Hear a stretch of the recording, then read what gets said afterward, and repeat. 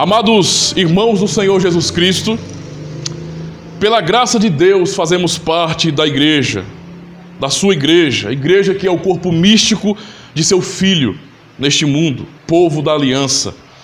E fazer parte da igreja do Senhor, irmãos, é fazer parte do povo amado do Senhor, do povo eleito de Deus, é ser alvo da sua misericórdia e da sua graça.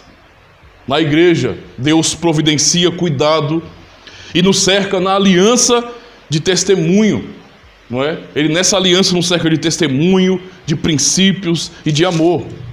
É tudo que nós temos, não é, na vida, na aliança. Na igreja, irmãos, nossos filhos são conduzidos ao santo batismo. Na igreja, irmãos, como membros da aliança, nós fomos então chamados pelo Senhor. Recebemos o evangelho, os sacramentos, somos abençoados pelo Senhor, chamados por Ele para nos reunir, para estarmos reunidos em culto solene, onde o Senhor fala e nós, pela fé, respondemos, cantando, orando, confessando publicamente a nossa fé e em temor, ouvindo a palavra de Deus, como agora. A igreja, especialmente no momento de culto, é um ambiente de bênçãos para o povo de Deus. É um ambiente importante, especial, que Deus ama.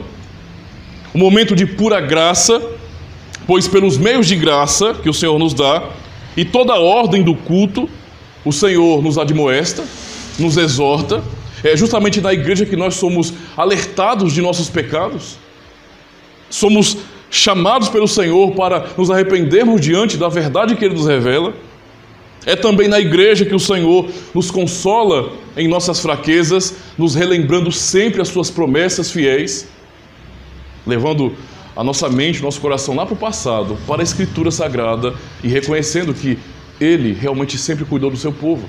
E nos fortalecendo nisso, Ele nos faz olhar para frente e lembrar e crer nessa verdade de que Ele também cuidará do seu povo até o fim. É aqui que tudo isso acontece. Não é? E isso é uma grande maravilha para nós. Somos guiados nos caminhos do Senhor. Mas aqui cabe uma pergunta para nós, observando todas as bênçãos que nós temos na igreja. Será que nós desfrutamos destas bênçãos de verdade em nosso coração? Será que todos amam o momento do culto solene? Será que há amor verdadeiro pela bênção do culto? Será que todos realmente preferem a igreja? Será que as pessoas com quem queremos mais estar neste mundo, nesta vida, são os santos do Senhor? É a comunhão do seu povo?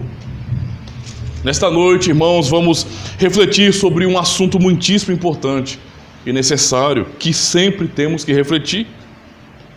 Eu vos proclamo o Santo Evangelho do Senhor no seguinte tema: o amor que devemos ter pela igreja do Senhor. Vamos pensar justamente nessa verdade. Eu quero convidar os irmãos a abrirem suas Bíblias no livro dos Salmos, número 84. Salmos 84. Vamos ler todo o Salmo. Salmos 84.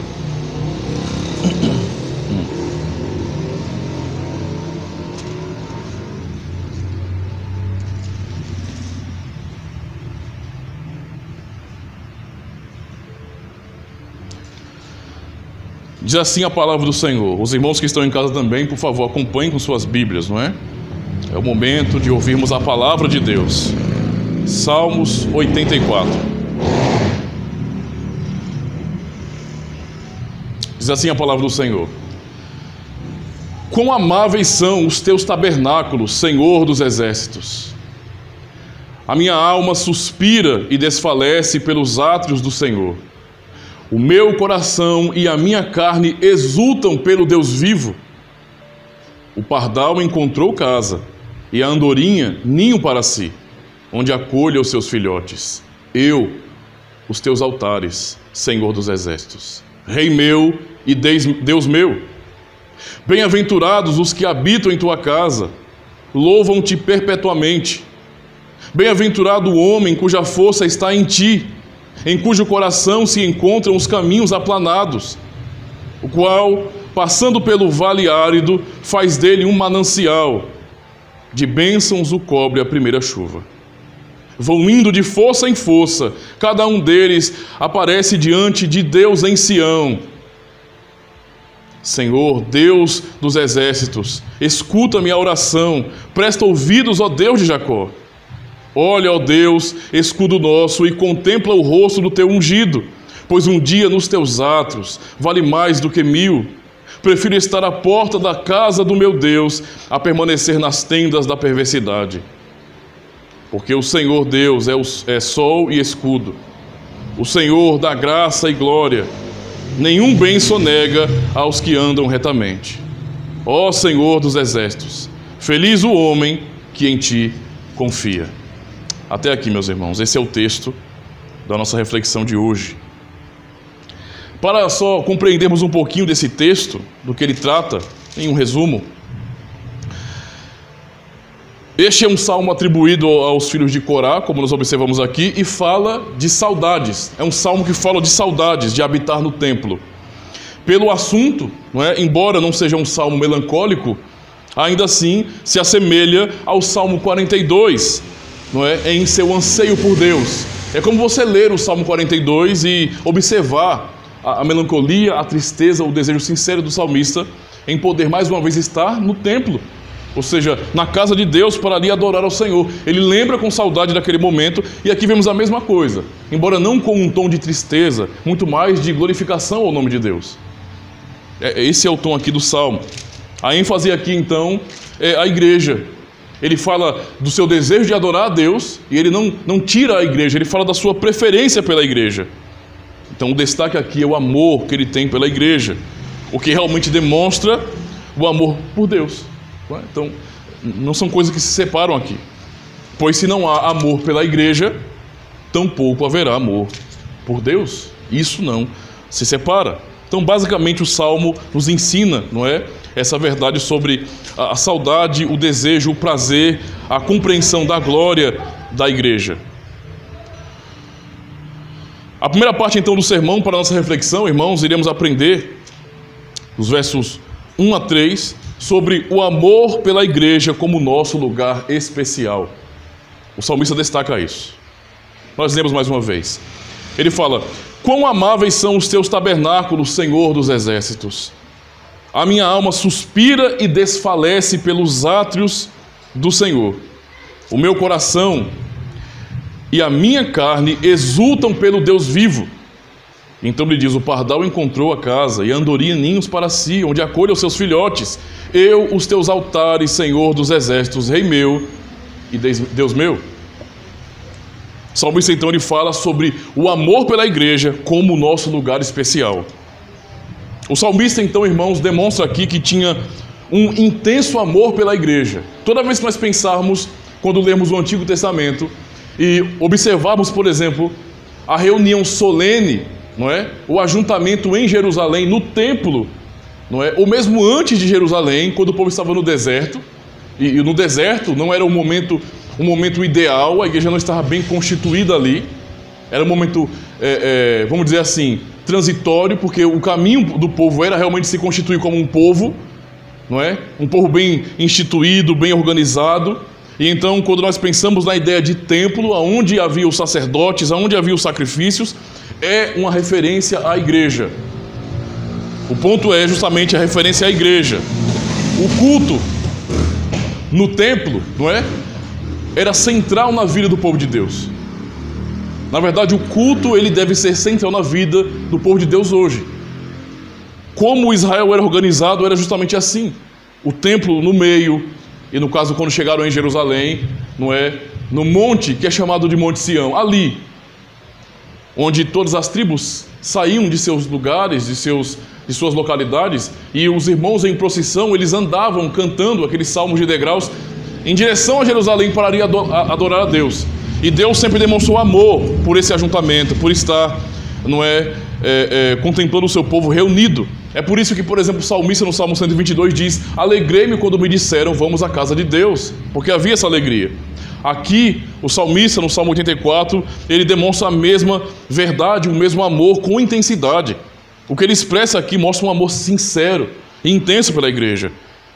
Na visão desse salmista, na visão do salmista, não é? Dos salmos como um todo, a igreja é gloriosa. Ele não separa, por exemplo, a igreja de Deus, não é? A igreja de Deus. Ele não separa isso. Quando ele fala de adoração a Deus, ele não dicotomiza essa verdade dizendo a igreja é a igreja e Deus é Deus. Eu posso ter um sem ter o outro. Não é? Ele não faz isso no Salmo. Quando ele fala do seu desejo por adorar a Deus, ele liga isso diretamente à igreja, mas não separa. Hoje muitas pessoas, irmãos, têm uma facilidade muito grande de separar a igreja de Cristo. Sabe? Dicotomizam o que o Senhor nos ensina e separam a igreja de Cristo. E dizem, a igreja é só uma instituição. E eu não confio em instituições.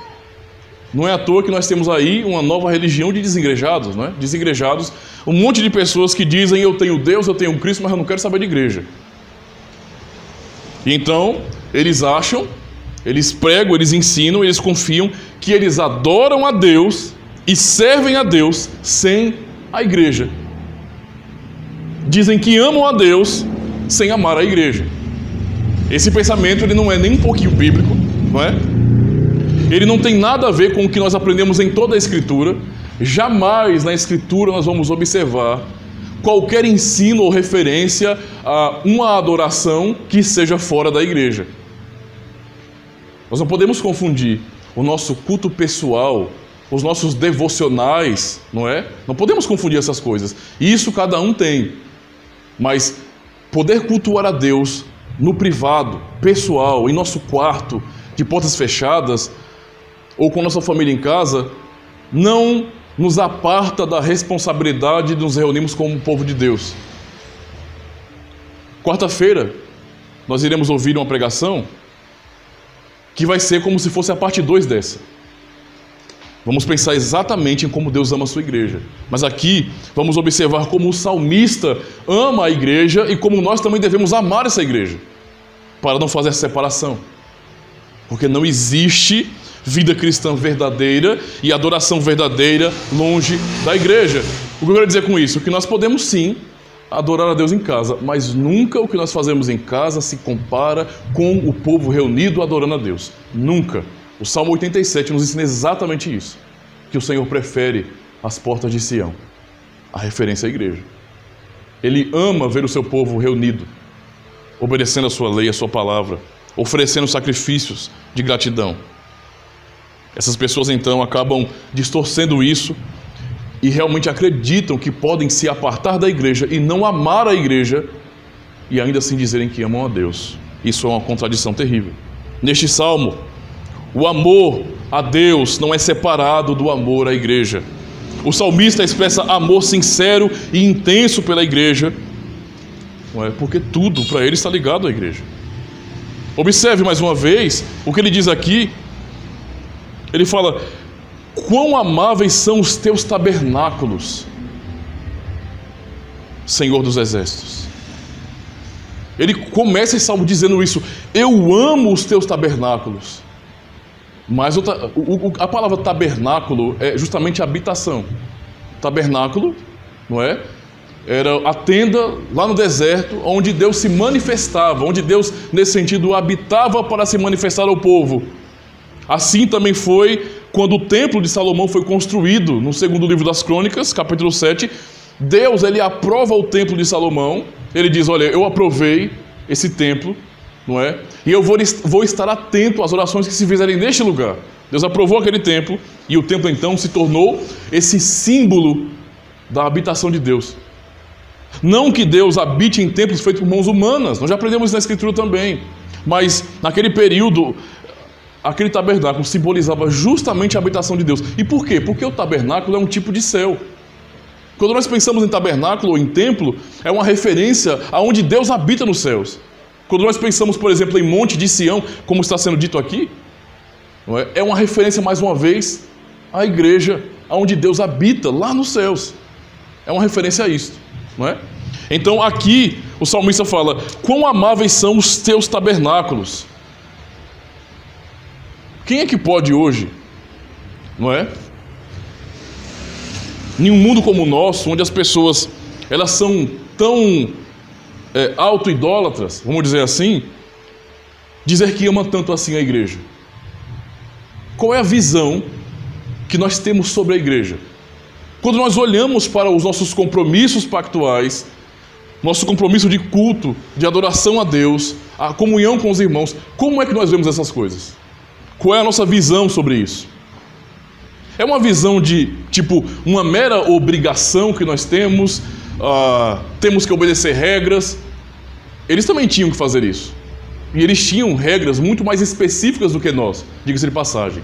O culto que eles prestavam era muito mais detalhado, não é? E como era uma grande apresentação, o culto da Antiga Aliança é isso. É uma grande apresentação sobre a obra de Cristo. É um verdadeiro teatro onde os sacerdotes, juntamente com o povo, são atores e estão fazendo um espetáculo maravilhoso, perfeito, glorioso. Por isso a exigência de Deus de fazer tudo como Ele ordenou.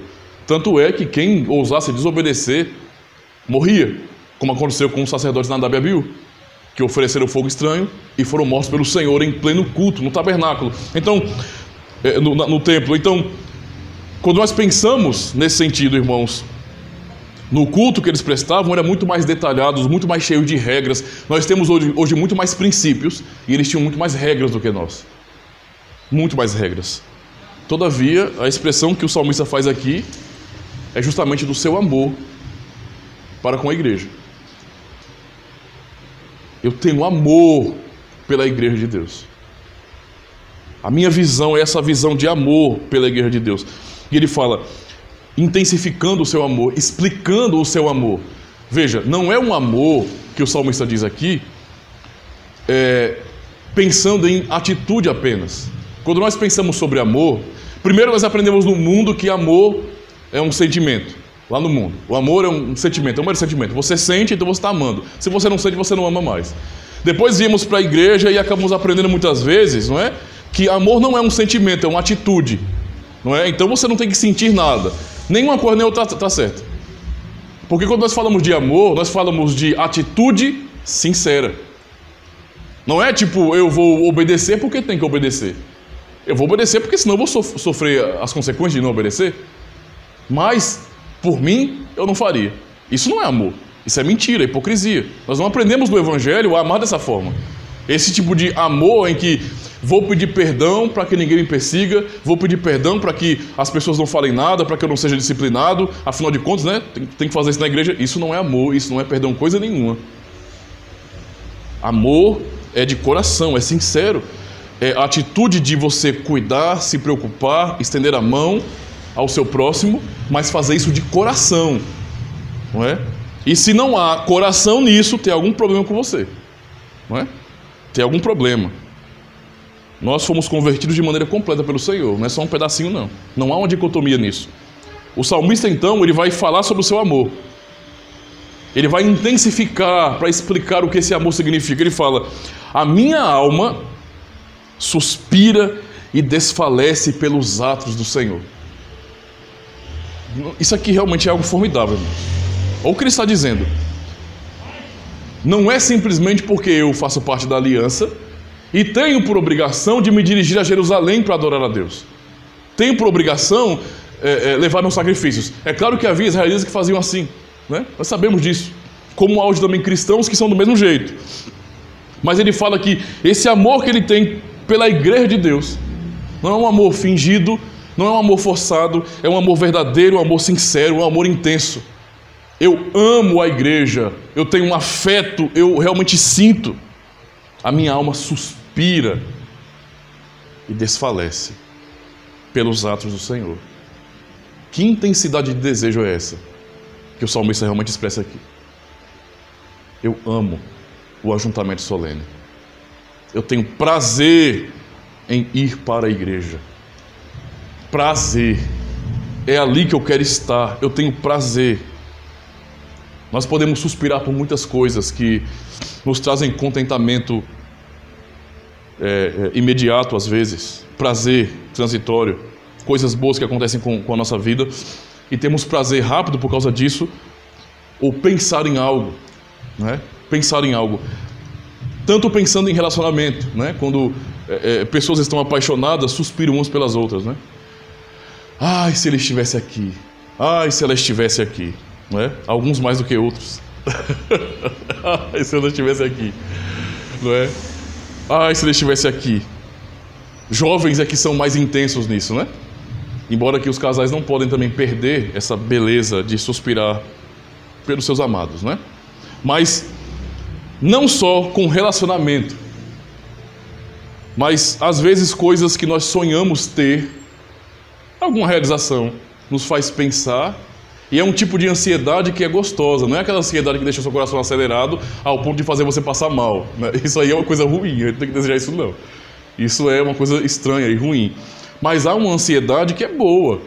Imagine, eu já citei algumas vezes esses exemplos, né, de uma criança que você fala, os pais falam para essa criança, para as crianças, olha, amanhã vamos viajar, né? Então essas crianças não dormem, elas ficam a noite todinha pensando nessa viagem. Não dormem, né? De jeito nenhum, é pensando, é imaginando como será, é tentando vislumbrar como será divertida essa viagem. O salmista está aqui dizendo, a minha alma suspira e desfalece pelos atos do Senhor. É como se eu estivesse dizendo, como é bom estar na presença do Senhor, como é bom poder ir para a igreja, como eu desejo que isso aconteça, como eu desejo ir à casa do Senhor. Eu não vejo a hora de dar a hora do culto. Eu não vejo a hora de chegar logo domingo e eu poder me reunir com meus irmãos e ali adorar o Senhor. Eu suspiro pensando nisso, irmãos. Isso é um grande desafio para nós.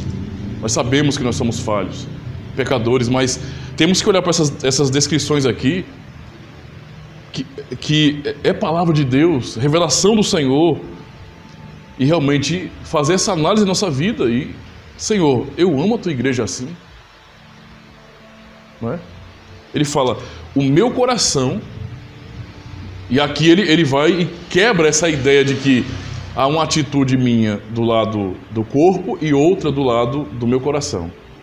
Ele não deixa permanecer sequer qualquer pensamento de dicotomia aqui. Ele não separa, não dualiza. Ele fala, o meu coração e a minha carne exultam pelo Deus vivo.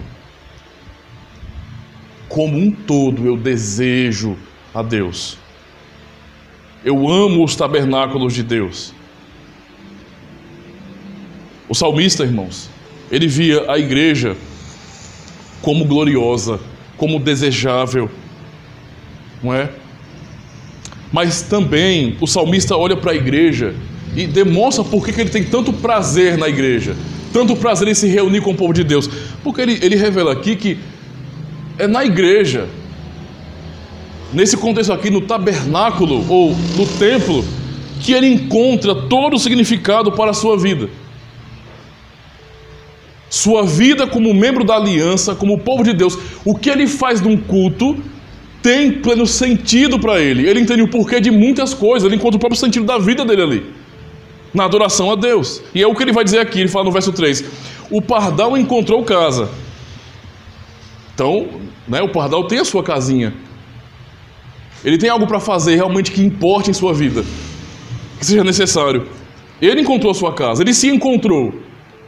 A andorinha, ninho para si, onde acolha os seus filhotes. E eu, o que eu encontrei? Eu encontrei os teus altares, Senhor. Eu encontrei os teus altares. Essa é a demonstração desse amor sincero pela igreja. O que ele está dizendo aqui é justamente isso, que na igreja, e nesse momento do culto, no ajuntamento solene com os irmãos, eu encontro o meu significado, eu me encaixo, eu sei quem eu sou, eu sei o que eu estou fazendo, a minha vida tem propósito aqui real, eu sei que o que eu estou fazendo aqui, sabe, indo até a casa do Senhor, me reunindo com os meus irmãos, cantando, orando, confessando a fé, ouvindo a pregação, tudo que nós fazemos aqui. É o que ele está dizendo, no caso aqui do contexto, oferecer sacrifícios, adorar a Deus como Ele ordenou. Isso dá sentido à minha vida.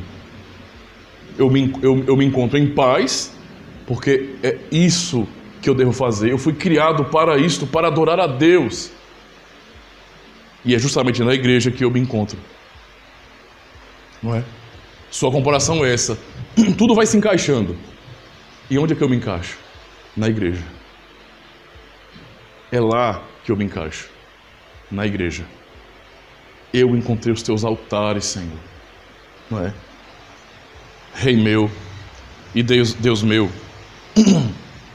Esse é o ensino que nós temos aqui nessa oração, nesse cântico tão lindo do Salmo.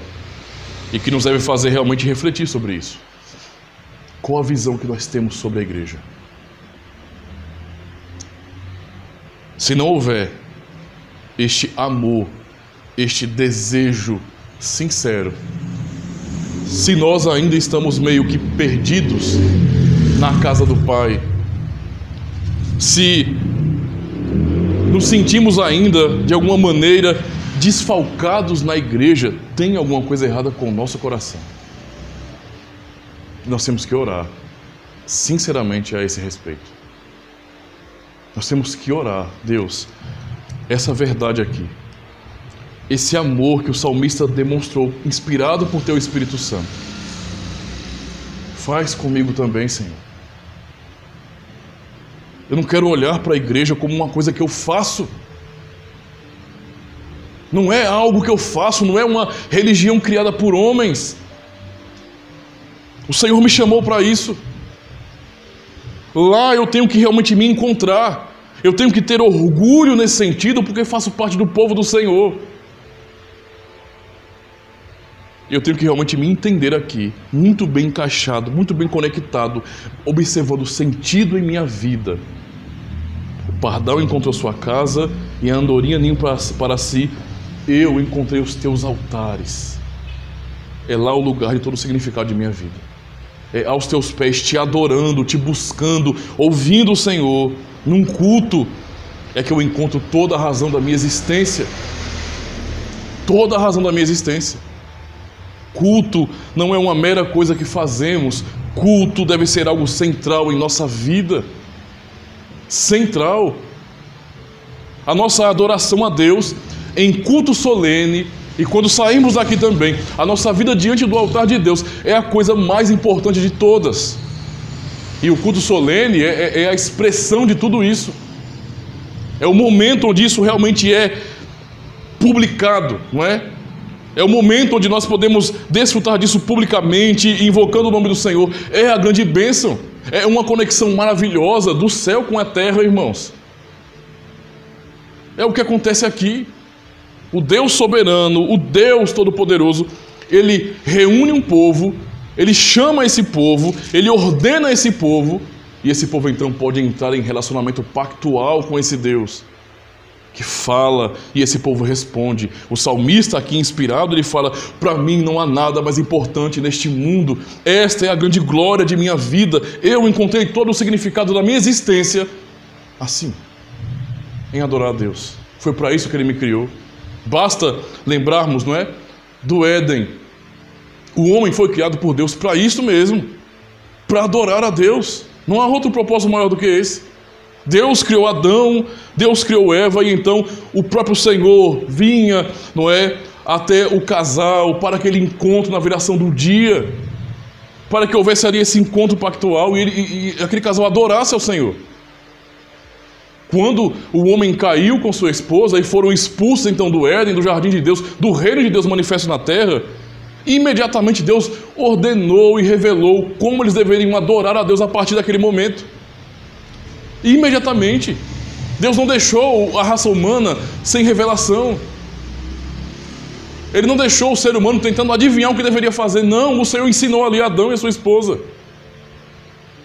para que eles rapidamente pudessem voltar à comunhão com o Senhor, agora com limitações porque eram pecadores, sem poder estar no reino de Deus, expulsos, mas ainda assim, com tais limitações, oferecerem sacrifício ao Senhor. Esse é o ponto central de nossa vida. Na segunda parte, do verso 4 ao 7, o salmista ele fala sobre as bem-aventuranças, não é?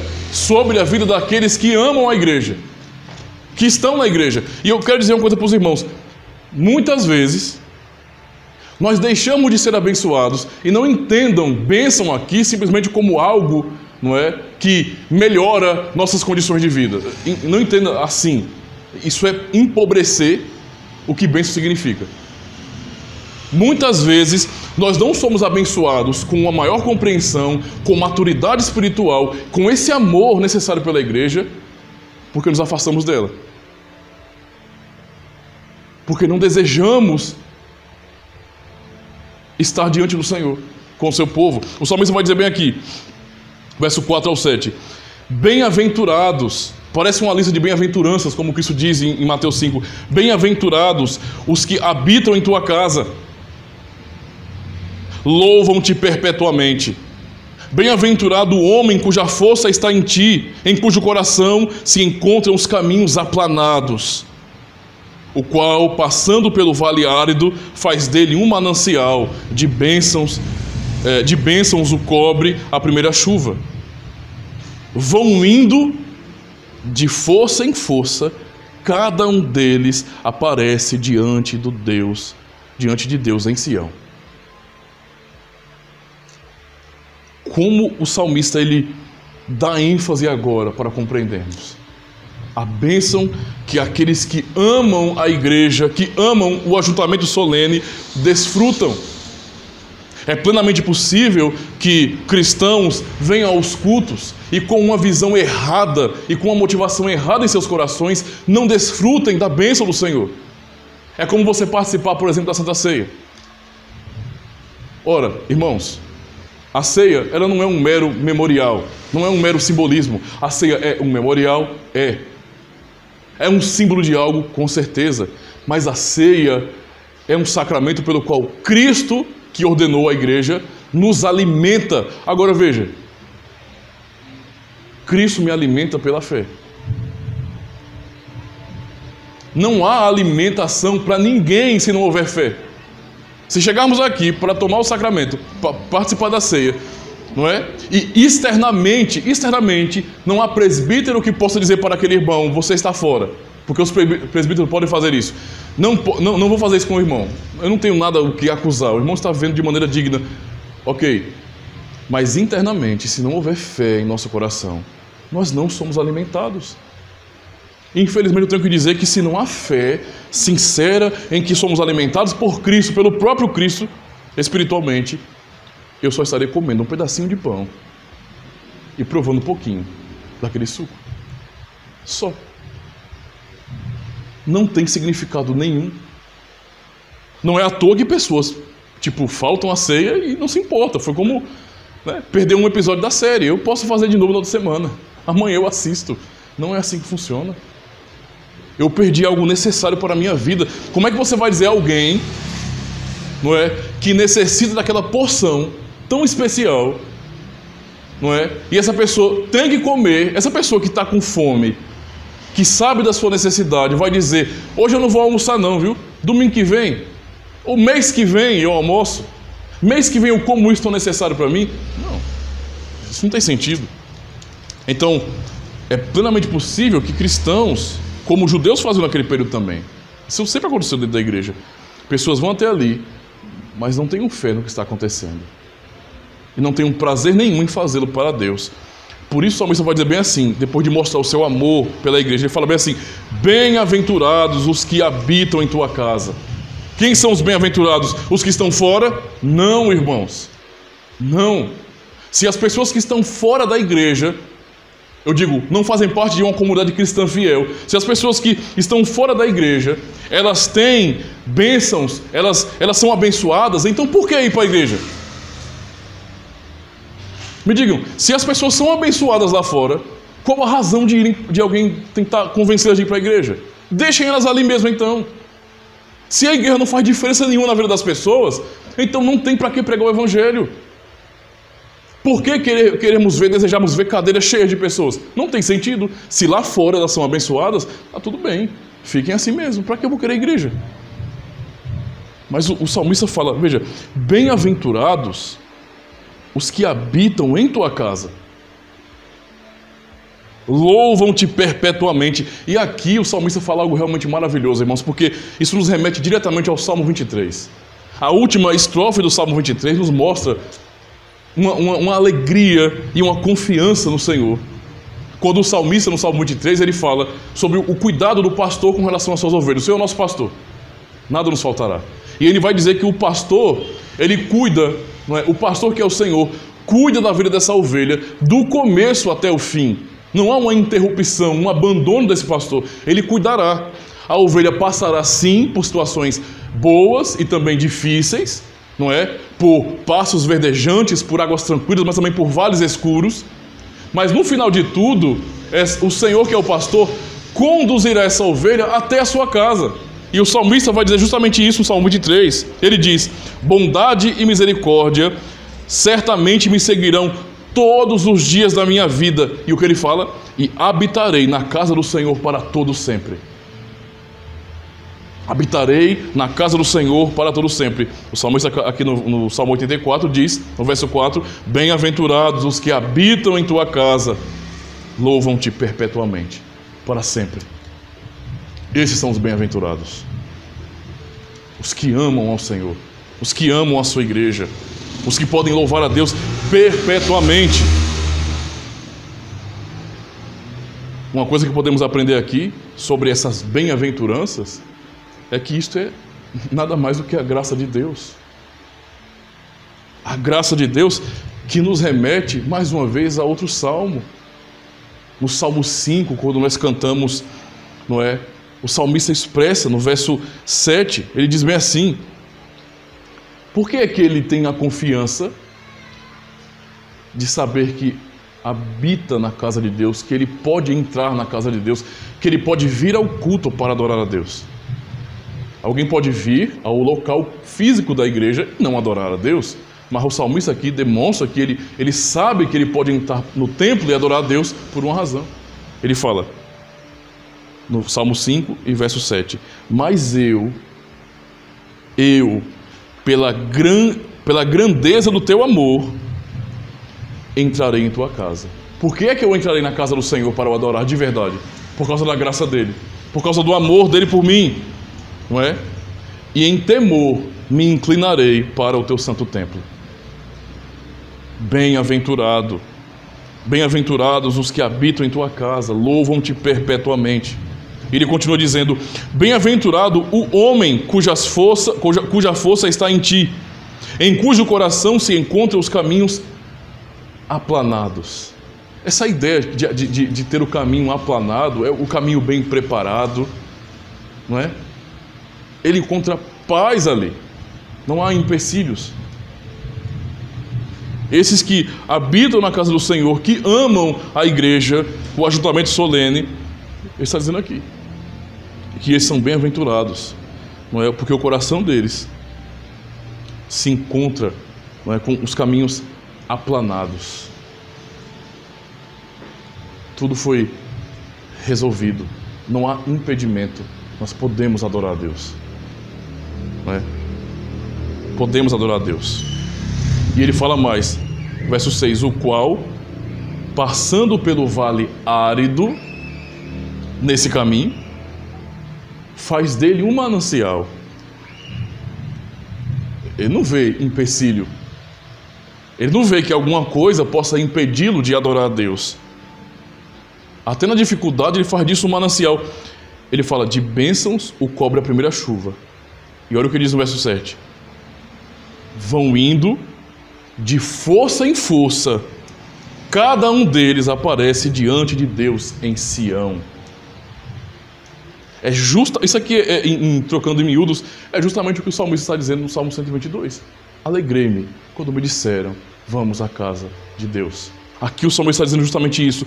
Eles vão indo de força em força, passando por esses vales, por dificuldades, mas eles vão indo de força em força, porque o coração deles está em paz, eles sabem quem eles são, Eles encontraram significado na vida, eles encontraram os altares do Senhor, e então eles vão indo de força em força. Cada um deles aparece diante de Deus em Sião. A referência a Jerusalém, a igreja. Por isso, no Salmo 42, Davi, o salmista do Salmo 42, fala sobre a sua profunda tristeza. Por que te abates, ó minha alma? Por que te perturbas dentro de mim? Espera em Deus, pois ainda o louvarei a Ele, meu auxílio, Deus meu. E ele começa a lembrar, não é? Como é maravilhoso poder adorar a Deus. Deixe-me ler um trechinho desse Salmo 42, para recordarmos com precisão esse desejo de aparecer em Sião, de estar ali e então adorar a Deus. Ele diz, ele fala: como a coça suspira pelas correntes das águas, assim por ti, ó Deus, suspira a minha alma. A minha alma tem sede de Deus, o Deus vivo. E a pergunta: quando irei e me verei perante a face de Deus? Porque ele estava longe, ele não podia estar em Jerusalém. As minhas lágrimas têm sido o meu alimento dia e noite, enquanto me dizem continuamente: e o teu Deus onde está? É o que os ímpios dizem, é o que os incrédulos dizem. Lembro-me destas coisas e dentro de mim se derrama a minha alma, de como eu passava com a multidão de povo e os guiava em procissão à casa de Deus, entre gritos de alegria e louvor, multidão em festa. Por isso a pergunta: por que está abatido, ó minha alma? Por que te perturbas dentro de mim? Espera em Deus, pois ainda o louvarei, a Ele meu auxílio e Deus meu. A tristeza do salmista, porque o seu desejo é que isso aconteça. É poder ir de força em força, para então aparecer diante de Deus em Sião. Eu quero estar ali, reunido com o povo de Deus, com a igreja, para adorar ao Senhor. Para adorar ao Senhor. É isso que aprendemos, irmãos. E para concluir, nessa terceira parte do Salmo, do verso 8 ao 12, nós vemos bem assim: Senhor, Deus dos exércitos, escuta minha oração. Presta ouvidos, ó Deus de Jacó. Olha, ó Deus, escudo nosso, e contempla o rosto do teu ungido. Pois um dia nos teus átrios vale mais do que 1000. Prefiro estar à porta da casa do meu Deus a permanecer nas tendas da perversidade. Porque o Senhor Deus é sol e escudo, o Senhor dá glória e glória, aliás, graça e glória. Nenhum bem sonega aos que andam retamente. Ó Senhor dos exércitos, feliz o homem que em ti confia. Nessa última parte então do Salmo, o salmista fala da sua preferência, depois de expor, não é, com intensidade o seu amor pela igreja, e falar quem são os realmente abençoados, os bem-aventurados, são aqueles que habitam na igreja do Senhor. Ele agora está dizendo qual é a sua preferência. Qual é a sua preferência? O que ele diz? Primeiro, reconhecendo toda esta glória de poder participar da igreja de Cristo, de ser membro da igreja de Cristo, de poder adorar a Deus, ele fala: pois um dia nos teus átrios vale mais do que 1000. Estar aqui é o que o salmista está dizendo. No templo, para mim, vale mais do que 1000, do que uma vida toda. Nada que nós possamos fazer neste mundo, lá fora, por nossas vaidades, por nossos desejos pecaminosos, para fazer aquilo que o mundo faz, nada se compara a um dia, um simples dia, o dia do Senhor. Um dia na presença de Deus. Nada. Um dia nos teus átrios vale mais do que 1000. É a coisa mais importante para mim. Para pensar que se todos pudéssemos ter essa mente, essa visão, esse desejo, esse amor pela Igreja de Deus, se os cristãos faltariam os cultos solenes por qualquer coisa. Entende? Quando é para buscar benefício no INSS, talvez até um Bolsa Família, colocam pessoas em macas, vão buscar de carro, mas levam essas pessoas para receberem os seus benefícios. Para o culto, muitas pessoas dão desculpas vergonhosas, que Deus sabe muito bem, porque está vendo que essas pessoas poderiam sim estar ali, com limitações, mas poderiam estar. Isso é falta de compreensão do valor da Igreja de Deus, irmãos. Falta de compreensão e de fé naquilo que significa a Igreja e na sua importância para nós. Eu não vou citar exemplos, cada um julgue o seu próprio coração pela palavra. Mas reflita se a Igreja para nós é tão importante assim. Se há esse entendimento que nós vemos aqui nos Salmos, desse amor glorioso pela Igreja, a ponto de compreender que um dia, reunido com o povo de Deus, vale mais do que 1000. Se há essa compreensão, se as nossas atitudes, não é? Se as nossas faltas muitas vezes não demonstram que é totalmente ao contrário, que nós colocamos outras coisas como sendo prioridade da nossa vida, que talvez para nós um dia de lazer, não é? E quem sabe para um cinema no domingo, abandonar o culto e fazer qualquer outra coisa seja mais importante, mais prazeroso, seja muito melhor do que se reunir com o povo de Deus. Esse pensamento aqui é bíblico, é inspirado pelo Espírito Santo. O que está fora disso não reflete uma conversão genuína, como o Espírito Santo que inspirou esse salmista, que habita em nós, também não nos conduziria a sentir a mesma coisa, a desejar a mesma coisa. Pois é, irmãos, que cada um possa fazer essa análise em sua própria vida. O salmista diz: pois um dia os teus atos valem mais do que 1000. E aí ele fala da sua preferência: prefiro estar à porta da casa do meu Deus a permanecer nas tendas da perversidade. Trocando em miúdos, eu prefiro estar com os meus irmãos na igreja do que estar com ímpios. Eu prefiro estar aqui com os meus irmãos, junto com os meus irmãos, cultuando a Deus, orando, cantando juntos a palavra dele, os hinos, ouvindo juntos com temor a sua palavra, do que estar com os ímpios. Lá com os ímpios não é o meu lugar. O meu único objetivo quando vou, esse é o objetivo cristão, falar com aqueles que são de fora, é pregar o evangelho, é dizer para eles: se arrependam.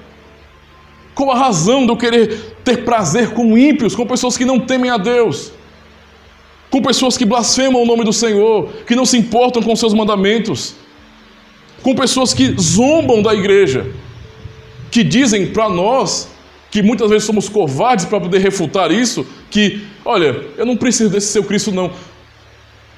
O que eu tenho com essas pessoas? O salmista no Salmo 1 diz que bem-aventurados são os que não andam com esses.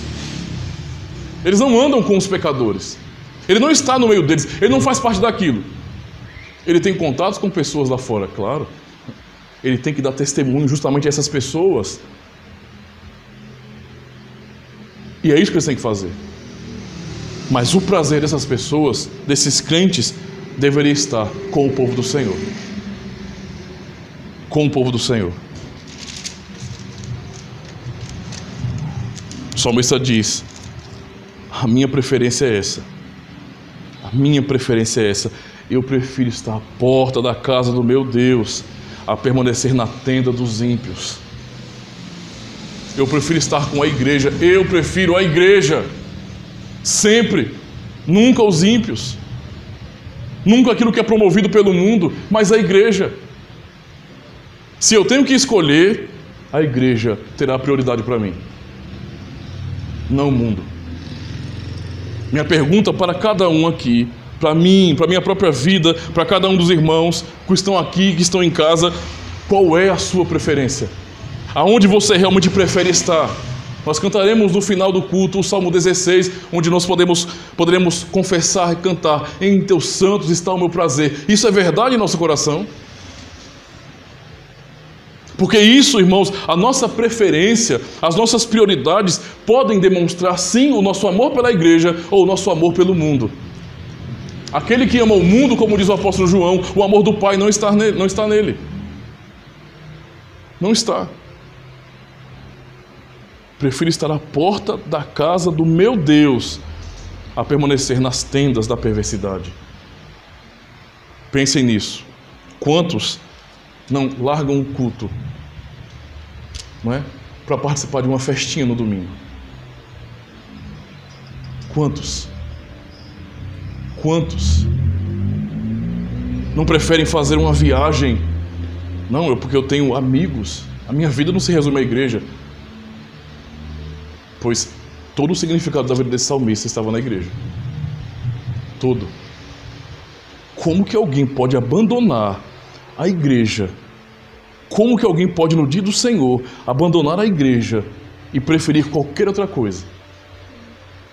O salmista está dizendo: eu prefiro, a minha preferência, a minha prioridade é estar à porta da casa do meu Deus. Eu não quero estar junto com os ímpios. Não é o meu lugar. O meu lugar é na igreja. É aqui que eu encontro significado. É aqui que Deus fala comigo, que Deus me ensina, que Deus me instrui. É aqui que eu posso ver os meus irmãos, eu posso contemplar os santos do Senhor e me alegrar com isso. Deus, o Senhor chamou um povo, são os meus irmãos, que não estão somente aqui na comunidade, mas estão espalhados por este mundo. Há um povo do Senhor, e eu amo este povo do Senhor. Minha prioridade é essa. É isso que o salmista ensina aqui. Eu quero então, irmãos, concluir. Eu quero ler o texto de Hebreus 10, verso 21 a 25. Hebreus, capítulo 10, do verso 21 ao 25.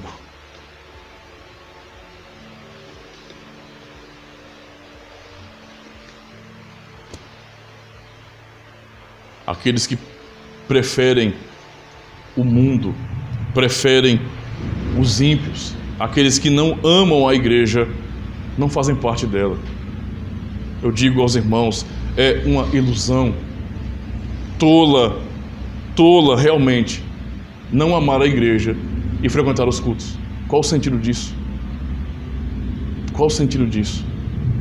Se alguém diz, eu não consigo amar a igreja, eu amo Deus e não a igreja, você está completamente errado, isso é mentira. Porque se você não amar a igreja, você não pode amar a Deus. É um princípio básico, é amar a Deus e ao próximo. Se não amou ao próximo, também não amou a Deus. O texto diz bem assim: tendo um grande sumo sacerdote sobre a casa de Deus, aproximemo-nos com o coração sincero, com plena certeza de fé, com o coração purificado da má consciência e tendo o corpo lavado com água limpa. Sem vacilar, mantenhamos inabalável a confissão da nossa esperança, pois quem fez a promessa é fiel. Pensemos em como nos estimular uns aos outros ao amor e às boas obras. E olha o que ele diz agora: não abandonemos a prática de nos reunir, como é costume de alguns, mas, pelo contrário, animemo-nos uns aos outros, quanto mais vedes que o dia se aproxima. Somos exortados pelo Senhor a preferir a sua casa, a preferir a comunhão dos santos, a preferir a sua igreja. Já era costume de alguns abandonar esta prática. Aqui o autor aos Hebreus exorta aqueles irmãos: não caiam nessa, não abandonem a comunhão, não se afastem na igreja. O povo de Deus tem que se reunir. Prefiram a igreja. É na igreja, irmãos, que nós encontramos significado. Sabe por quê? Porque a igreja é o corpo de Cristo. E como aprendemos pela manhã na pregação, é nele e somente nele. Somente nele. Que venhamos olhar para a igreja não com olhos egoístas, com rancores tolos por causa de problemas que tivemos. Não. Venhamos reconhecer que nós, enquanto membros da igreja, sim, somos pecadores, somos falhos, pisamos nos calos uns dos outros muitas vezes, mas é aqui que Deus opera a sua misericórdia, a sua graça. É aqui que Ele está dizendo pela pregação que Ele nos ama. É aqui que Ele está dizendo pela pregação que Ele tem um plano perfeito para nós que não pode ser alterado por ninguém. É aqui que Ele nos garante as suas promessas. É aqui que Ele nos diz: filhos, acordem e voltem, prefiram a igreja. É aqui que Ele nos alimenta com esses meios de graça. A igreja é o corpo de Cristo, irmãos. Oremos ao Senhor de todo o nosso coração, a fim de que o Senhor, Ele possa trabalhar no mais profundo de nosso ser, para sermos moldados pelo Espírito Santo a amar a sua igreja. Amém.